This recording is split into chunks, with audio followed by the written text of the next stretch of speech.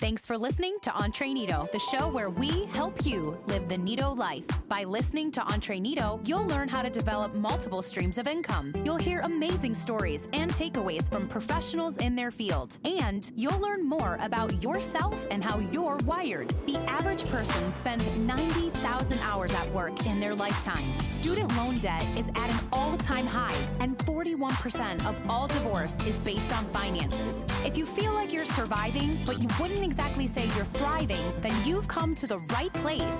Whatever stage of life you're in, Entreneato is here to help you be a better entrepreneur. Break out of that rat race and start living your Neato life today. And now introducing your Neato host, Matt Neff.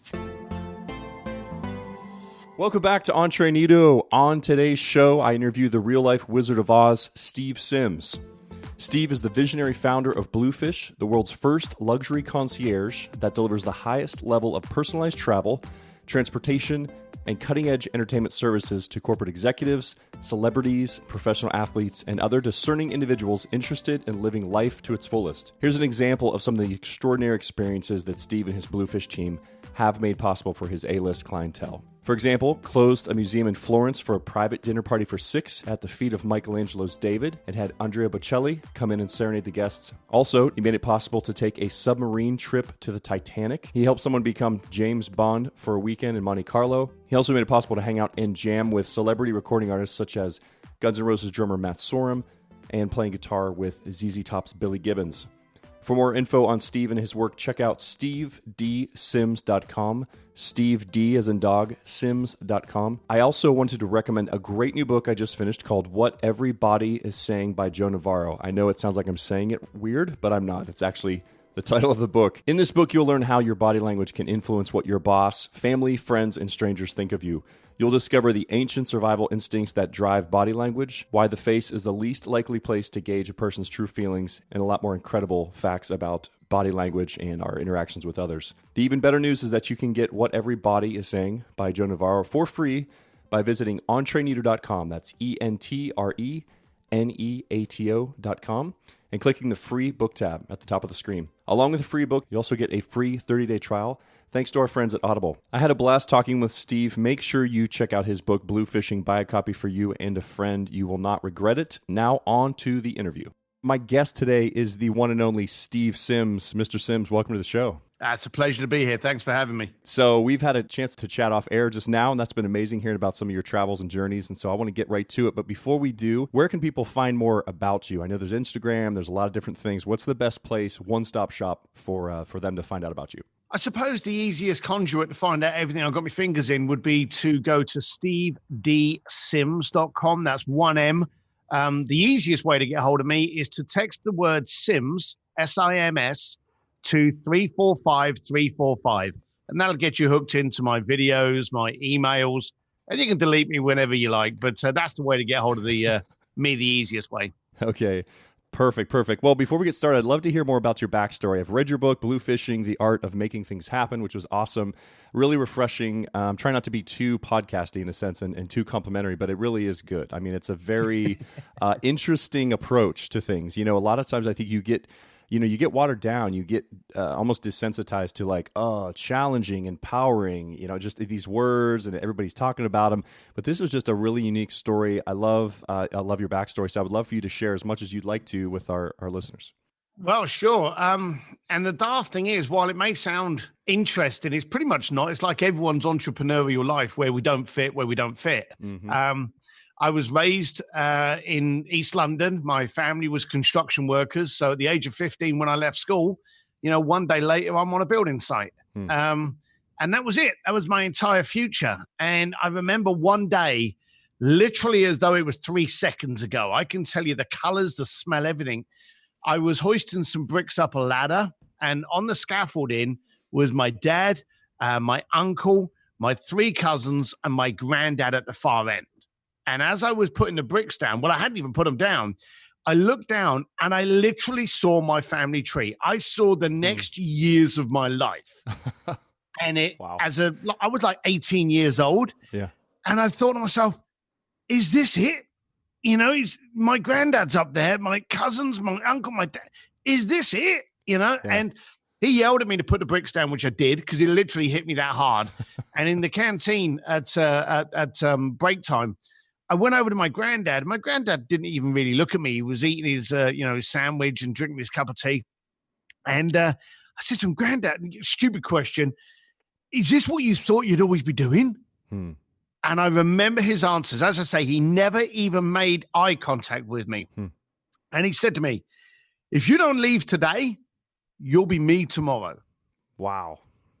And jeez, honestly, I was dumbfounded. And of course, like then the bell went and everyone had to leave the trailer and go back on the building site. I walked straight up to my dad and I went, Dad, I got to quit. And he's like, you what? I said, of course, this is in the late 80s. And I'm quitting my dad's job. I'm living at home. So I'm living off the family. And it's just this, let's just say that the next few months weren't exactly rosy. My mum thought I was turning my back on the family industry as though it was anything to be proud of. Yeah. And, my dad kind of understood, but kind of let me go on my own way. But yeah, it was coarse for a while. And between that time, I did everything from bouncing on nightclubs to delivering cakes, door-to-door salesman. And if you ever get the chance to see me, this isn't someone you want knocking on your door trying to sell you something. What are your stats? Like, how tall are you? I don't know that. I'm not too tall. Okay. I'm about 5'11", 245 pounds of bald head, goatee, earrings, and tattoos. So it's awesome. On the door, perfect. Knocking on your door, trying to sell you something. Yeah. No, you're peeking out the curtains and calling the cops. Right. They're thinking your motorcycle broke down out front. Yeah, well, bottom line of it is when I was in London, I was, as I always say, I was a whiskey drinking biker from East London. And that's never really changed. I don't have a car. I never had a car then. Wow. Don't have a car now. Wow. I'm on two wheels forever. So if you're thinking about a biker with all the tats and the earrings and stuff, you've pretty much got me sussed. Okay. So it's very funny that if you go forward like 30 years later, I'm now working with Elon Musk, Elton John this weekend, Richard Branson, the Pope, and literally the richest, most powerful people in the planet. It's very, very strange when I walk into a room. Yeah. Wow. Now, did you have this as a kid before you quit the job as a bricklayer? Did you kind of have that, like family gatherings or parties or in school? Could you command a room? Was there anything like that you saw? Or I was the kid that was destined to be going to jail. Really? It was what. Well, I call entrepreneurs, we're aggravated. And a good friend of mine, Joe Polish, says that it's aggravated oysters to make pearls. But there's that horrible moment before you actually get the chance to make the pearl where you try to insert yourself into sand pits that you shouldn't be in. And I've noticed that as entrepreneurs, we are an aggravated race. We want to grow. We want to do stuff. We want to do good. Yeah. But we don't know where. We don't know how. And 9 times out of 10, we end up doing it in an environment or with people we shouldn't. And things go wrong. So no, as a youngster, my mum thought I couldn't keep a job. I just knew I didn't fit. Trying to sell cakes, I didn't fit. Working on the door, I didn't want to have a fight, I'm a big lad and I can fight, but I didn't want to, so it was all these kind of things. I knew that I didn't fit. There had to be something out there. And I was that kind of aggravated young individual. No, I was never invited to, the to-do parties. I had no idea. And I think when I look back, this was my secret sauce. I was completely ignorant to the luxury shackles. And I call them shackles because people start making money now. They buy a Gucci belt. They buy a Rolex. They buy an Armani suit. They buy a Ferrari. Not for them, but for you to be impressed. Wow. Yeah. And I didn't have anything of that at the time. So I would walk up there and I'd see someone. Now, don't get me wrong now. I live up here in Los Angeles. I'm doing very well. Yeah. I've got those shackles, which I'm very happy about, but they don't wear me. I wear them. I love it. Yeah. That's good. And I think in the early stages, too many people get wrapped up in those. And thankfully, I was not. So I was able to go on in life with this. And I think in America, you call it the emperor's clothes, where the emperor's naked. Yep. And only the smart, right? So we call it the king's clothes in Europe. But I was that kind of kid that if it looks stupid, I'll be like, well, that's stupid. Why are you wearing that? And then you'd be amazed how many times someone would go, but it's a Versace. Yeah. And you go, still bloody stupid. Yeah, you know? yeah, So I think my raw freshness appealed to some, totally aggravated others. But as the world of the entrepreneur and the entrepreneurs took over the planet, I think I was in the right place at the right time with the right mentality. That is so really no, cool. I didn't have it I didn't have this, at the age of 13, I was planning my birthday party. No, I was bouncing off the walls, getting into trouble. And eventually, to give you the long-winded version, I talked my way into getting a job in Hong Kong. And the reason I did that was because I couldn't think of anywhere further away from where I was than Hong Kong. It was literally a kind of like, well, look, there's nothing around here for me. I've got to get away. Where can I go? And a friend of mine told me about they were recruiting trainee stockbrokers for a job in Hong Kong. I applied. I think I came up with greater fiction than any Harry Potter movie ever could. Managed to get the job. They flew me over. I arrived on the Saturday, got drunk with them on a Saturday, drunk with them on the Sunday, did orientation on the Monday, and I was fired on the Tuesday. So they realized that I had basically, BS'd my way into it. And then I did what God designed me to look like. I went back on the door of nightclubs. But I had already the build. Yeah. Yeah. Oh, yeah. I fit that perfectly. I didn't need a resume. I just turned up. Right. But what happened was I had broken the cycle because I was now in Hong Kong.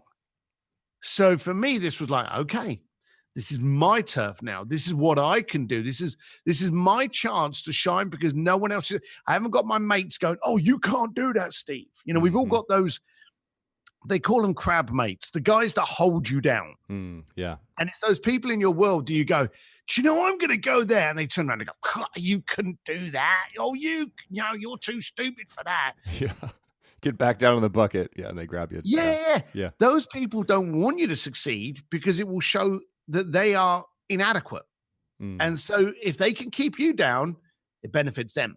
Sure. And of course, I'm in Hong Kong, so I didn't have any of those now. So again, I bounced off the walls a few times, but then I realized from a very early age, and anyone listening to this for 3 seconds realizes that I'm not the sharpest tool in the shed. But as I've always said, a blunt tool can also do a lot of damage. Sure.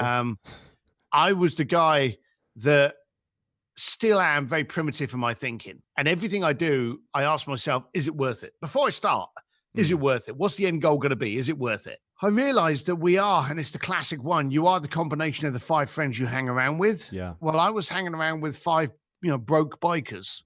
Okay. I still love 3 of them.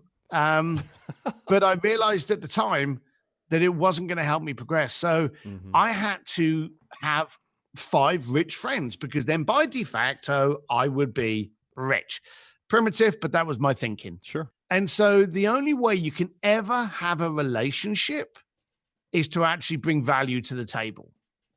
If you've got no value in a relationship, then you've got no relationship. And I urge you now, all of those people listening, both of you, because I'm sure the rest of them have turned off by now. But those 2 listening, think of your friends. In fact, go further.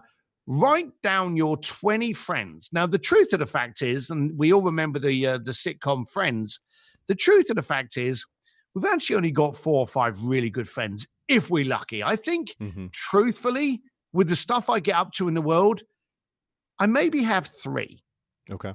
And I know thousands upon thousands of some of the richest, most powerful people in the world. And I would say I got about 3 that would have no question but to do anything I ask. But when you look at your circle, ask yourself, what do they bring to the party? Now, I've got people that I can hang around with that are brilliant strategists, excellent minds, really intelligent. And they talk to me and they go, what's happening in your business? And by the end, they've solved a problem and made me $100,000. Okay. And then I've got other friends who, whenever I go with them, I have to pay the bar tab every single time, but they tell me funny jokes. They keep my feet on the floor. A couple of them help me fix my bikes. So everyone brings impact. It doesn't have to be monetary to have value in a relationship. Oh, that's good. Yeah. And I think in Bluefishing, or maybe it was a blog or something, I remember you saying that your 3 goals, the 3 E's, are to educate, engage, and entertain. That was me. I actually... I love that. That's such a good mindset. Well, it was always the point of communication. In any communication you have, you want to bring in those 3 E's. You want to entertain, engage, and educate. Now, anyone you talk to, if you talk to them and you go, hello, Matt, it's been a really interesting time to talk to you. Do you mind if there's no engagement there. Right. So in conversation, the voice goes up, it goes down. So you engage in the person in stuff that's interesting, whether it be a story. Now that's where the entertainment comes in. And then there's the education, like we were chatting at before about some of the travels in Israel and Jerusalem. Yep. So, education doesn't have to be, right, sit down, I'm going to teach you how to speak French. It's a case of, and it's a two-way street. The easiest way to get someone to talk is to ask them about something they like. So I've gone up to people before and I've gone, they are really nice shoes. And they've gone, oh, thank you. And I go, where'd you get them? Bang, they start telling you about this travel they were and how they were handmade leather in Florence. And you'll go, really? They're now educating you on where they got the shoes from. Yeah. And they will talk for freaking everyone something they like, Right. So you stick to the 3 E's whenever you're having a conversation, you'll be good. And if the friends you have don't use the 3 E's when they're talking to you, if there's some of those people in your circle, do you go, oh God, Jimmy's coming tonight. Yeah, he's all right. And the worst thing I've ever heard, oh, I've known him since high school. Oh. Who cares? People change. Know. Right. Toxic people. Yeah, I get you. Toxic people. Toxic, I always look at it as cancer. These people, you'll use a lot of effort communicating with them. In fact, let me give you the example. You'll talk to these people and it will take a lot of effort. There's no effort when you talk to someone you love. No effort. That's good. Okay. Yep. And I'm going to, I think you said you're married. You're married? Is that correct? Sir. Yep. Okay. I know I've had this myself. You're on the phone with someone and there's an effort. There's real kind of, yeah, I hear what you're saying, Matt, but well, shouldn't we? No. Okay. Yes, you're right. And there's this effort in talking to that person. And then you come off the phone and then your wife phones you or your best mate phones you and you go, yeah, what do you want? And you give off this negativity to them. Yeah. And I've done that before with my wife, and my wife's turned around and she's gone, whoa, I didn't deserve that. Yeah. And you go, oh, babe, I'm sorry. I'm drained from a conversation I had before. Now, here's the thing. If they really love you and you've got a good relationship, they will call you out on it. Yep. Okay? So that first bad call you had is now a growing cancer that's impacted on your relationships, on young relationships. And so I'm a great believer that if I have to have effort talking to you, and I've done this with podcasters, if I've spoken to a guy on a podcast, I've stopped and I've gone, hey, are you recording this? And they've gone, yeah, I am. Good. Well, let's start again because you're dead boring. The questions are bland and this ain't going anywhere. So if you want us to do it, let's step up. How's it going so far for you and me? Well, me and you are still on the line, aren't we? Well, there we go. Perfect. That's all I needed. But it's right. I don't believe we have any seconds to waste. Yeah. I'm not going to waste them with people that don't excite or interest me. Yep. And I want to have fun with it. So do look at your social circle, do what I call a social audit. Look at the people in your circle. Look at the people you're trying to communicate with. If that's taking effort, find another one. Believe it or not, there's enough millionaires and billionaires out there that you shouldn't have to stress too much. So good. I had a quick question. Have you ever been starstruck before? You work with all these big names, all these influential people. Have you ever been starstruck? And then the second question would be, I think hearing you talk, is the secret just to not be impressed? Like you value people and I know you like people. I know you're not a mean person. But I think if you don't get in your head about it, like, wow, this is such a big deal and meeting them is such a big deal, like I feel like you would lock up. But what's your take on that? My job and my role as a coach, as a speaker, as a high-end concierge fixer puts me into sandpits that I never would have had the chance to be in before. Okay. So quite often I get to meet people and I believe I've never changed. I believe I'm still the 4-year-old little Irish kid that just asks why a lot. You know, I've worked with people before and I've gone, dude, I cannot believe I'm stood toe to toe with you. It is such an honor to be here. You know, it's fantastic. I think you're amazing. Anyway, let's get on, but you need to know I think you're amazing. Okay. Now, do you know, funny enough, when you just say that to someone, when you just get a big smile, the trick, well, it is a trick, but it's also a necessity, is to then make sure there's value in the relationship. Mm-hmm. So it's very easy for me to have those conversations with these people when it's a case of, all right, now, you want to do what with the Vatican? Let me make that happen, you know? Mm-hmm. But there's been, I would say, I'm never starstruck to the point that I stand there and go, "Oh, it's such an honor." I'm the guy that goes, "Dude, Mr. Branson, oh, excellent! I'm chuffed. I'm here, man. All the best. Right now, that's what we're gonna do." So I will get it out the way. Do you know the funny thing? The more powerful and higher profile people are, the more suspicious they actually are. Oh, I tell you, 100%. I don't want the fame a lot of my clients have got. They can't walk down the street. You know, I've walked down the street with someone, gone out to the restaurant, and we've had to get security to allow them to walk down the street for 50 feet. And then all of a sudden, they've got to get into a car because they can't even walk down the freaking street. Yeah. You know? Yeah. And all of these people are constantly hounded with people blowing smoke up their bottom. Sure. So if you can just turn around and go, Mr. Musk, it's a pleasure to be here.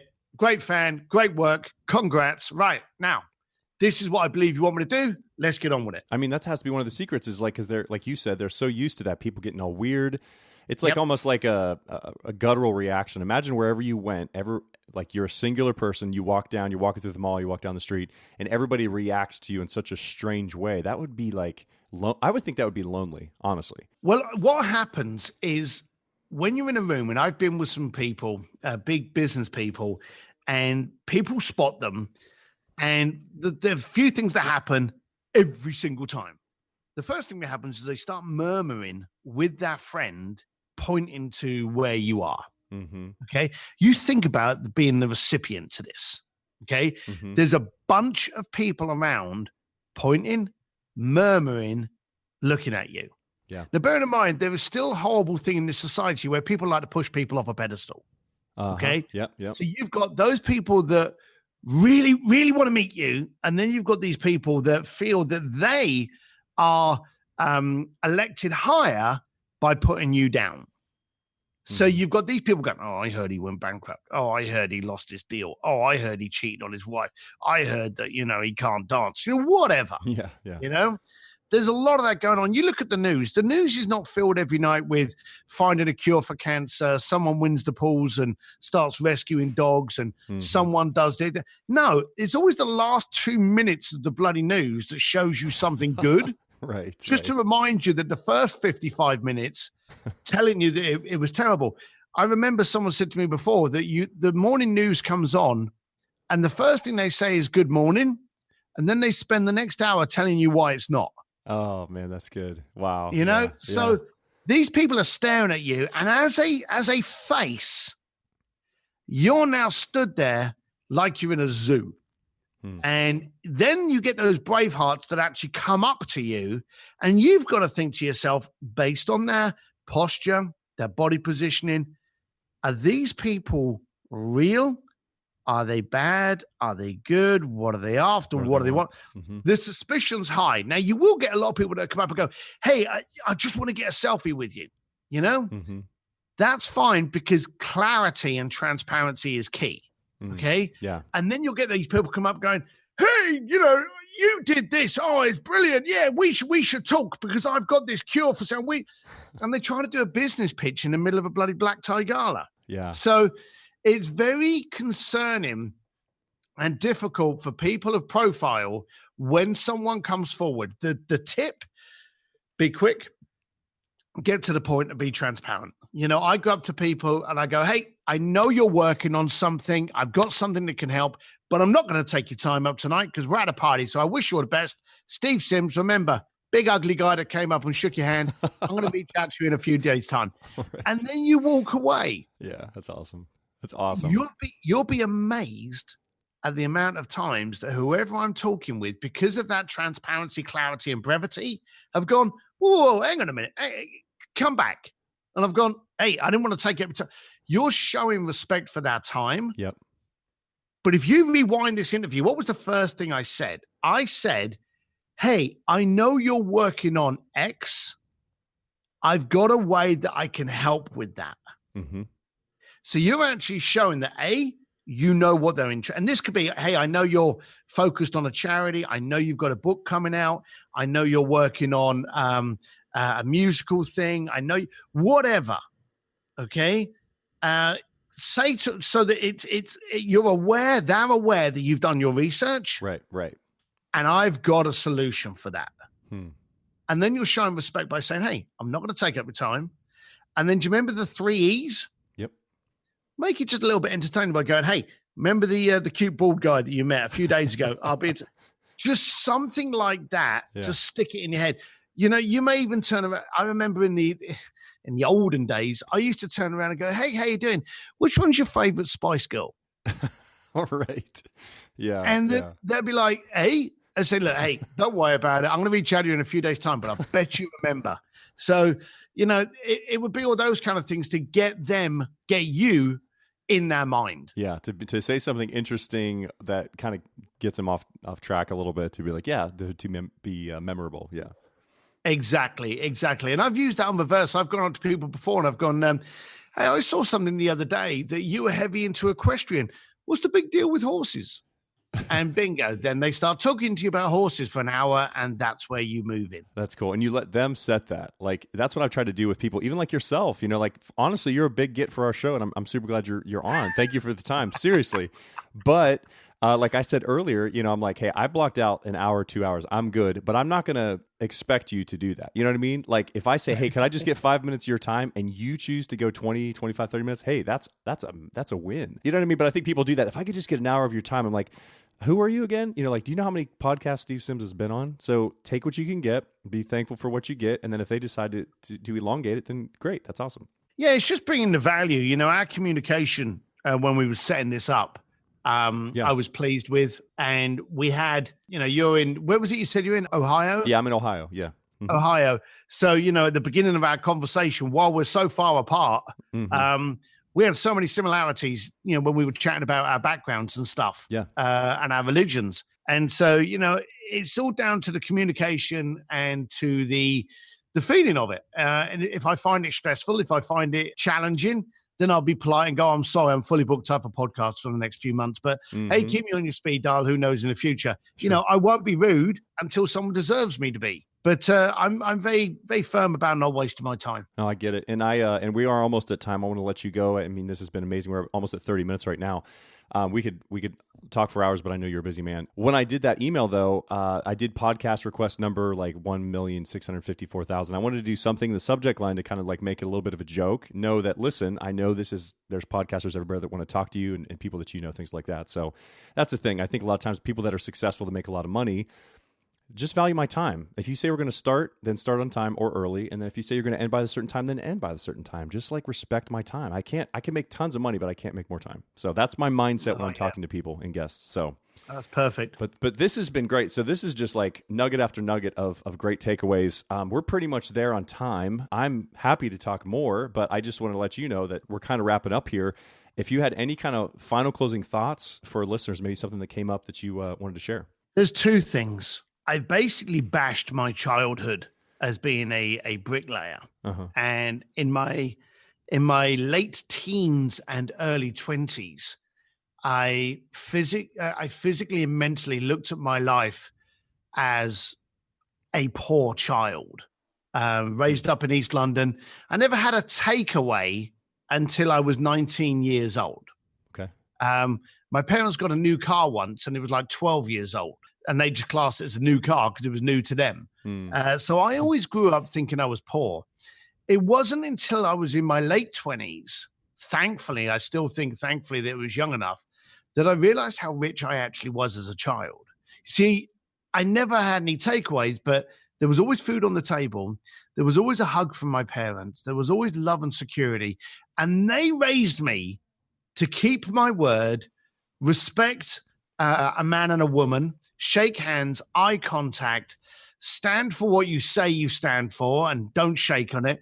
I realized that the moles and the grounding that I got from them, I could not have got anywhere else, not outside of love nor money. Wow. So good. And I remember my dad, who was a, thick Irishman, and he said to me once, no one ever drowned by falling in the water. They drowned by staying there. Now, as a teenager, when you're 16 years old and you think you know absolutely everything, I thought that was the dumbest thing I've ever heard. And as an entrepreneur, we fall in the water a lot. Yeah. And knowing that it's our choice as to whether or not we get up. And when we get up, we become empowered because we know how to stand up. And that has been the key. That's been my mantra forever. And it came from him. So wow. I do want everyone to realize that if you're an entrepreneur out there, you're going to fall in the water once, twice, a million times. But those are the educations you need in order to get your success. And the biggest failures I've ever had have been the fuel to my greatest growth. Beautiful. I don't want to add anything else to it. All I would like to talk about really quickly is where people can connect with you one more time. And we'll put this in the show notes as well. Well, they can text the word Sims to 345-345 if they've got a US cell phone. They can jump over to stevedsims.com, or they can jump on Instagram, Facebook. I'm on Steve D. Sims there. That's Steve D for dog, Sims, S-I-M-S. And no, my middle name's not Dog, but, there you go. You'll remember it now. Yeah. SteveSims.com. Perfect. Well, Mr. Sims, this has been amazing. Thank you so much for your time today, making time for us. And I wish you all the best. And I think I'll be in the area somewhat near to you tomorrow in LA. So, well, enjoy. It's a bit chilly over here, but it's still sunny. Yes, sir. Yes, sir. Well, thank you so much again for your time. Thank you for joining us for this episode of Entreneato. We'd like to invite you to visit us on the web at entreneato.com, and here's some of the neato things you can expect when you get there. As a token of our appreciation for tuning in, you can download a free audiobook, and that's thanks to our friends at Audible. You can purchase your very own super official, super comfy, and super trendy neato t-shirt. Looking to take your life and business to the next level? You can sign up for a free coaching call. Have a question or comment for us? You can click contact and connect with us. All of this and more is waiting for you at entreneato.com. Finally, don't forget to subscribe to our show and stay current on all the amazing interviews with our neato guests. Now take what you've learned and apply it and start living your neato life now.